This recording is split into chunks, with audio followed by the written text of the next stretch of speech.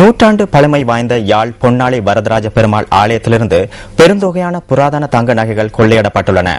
இந்த சம்பவம் நேற்றிரவு இடம்பெற்றுள்ளதுடன் இது தொடர்பான போலீசாருக்கு தகவல் கிடைத்துள்ளதாக யாழ் பிராந்தியத்துக்கு பொறுப்பான போலீஸ் உயர் அதிகாரி ஒருவர் கூறினார்.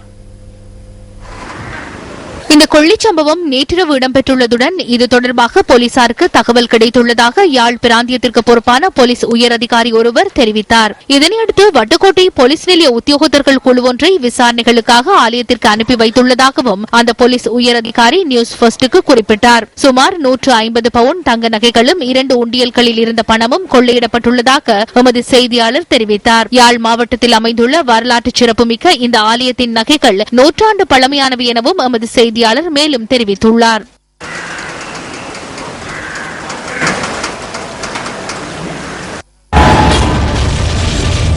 வணக்க தலங்கள் மீதான தாக்குதல்கள் மிகவும் இயல்பாகவே இடம்பெறுகின்றன. மட்டக்களப்பில் ஒரே இரவில் ஸ்ரீ செல்லக்கதிர்காமர், மாங்காடு பிள்ளையார், கிரான்குளம் ஐயனார் மற்றும் பாண்டிருப்பு திரௌபதி அம்மன் ஆகிய 4 இந்து ஆலயங்கள் சேதம் ஏற்படுத்தப்பட்டதுடன் ஆலயத்தின் பெறுமதியான பொருட்களும் கொள்ளை. யாழ்ப்பாணம் மணியம் தோட்டம் இயேசுநாதரின் திருச்சொரூபம் உடைப்பு. திருகோணமலை கற்பக விநாயகர் ஆலய கோபுரத்தில் உள்ள 13 பாவை சிற்பங்கள் சேதம். தம்புள்ள பத்ரகாளியம்மன் ஆலய மூலஸ்தான சிலை உடைத்து அகற்றப்பட்டது. யாழ்ப்பாணம் பொன்னாளி வரதராஜ பெருமாள் ஆலயம் உடைக்கப்பட்டு பெருமதிமிக்க தங்க நகைகள் கொள்ளை.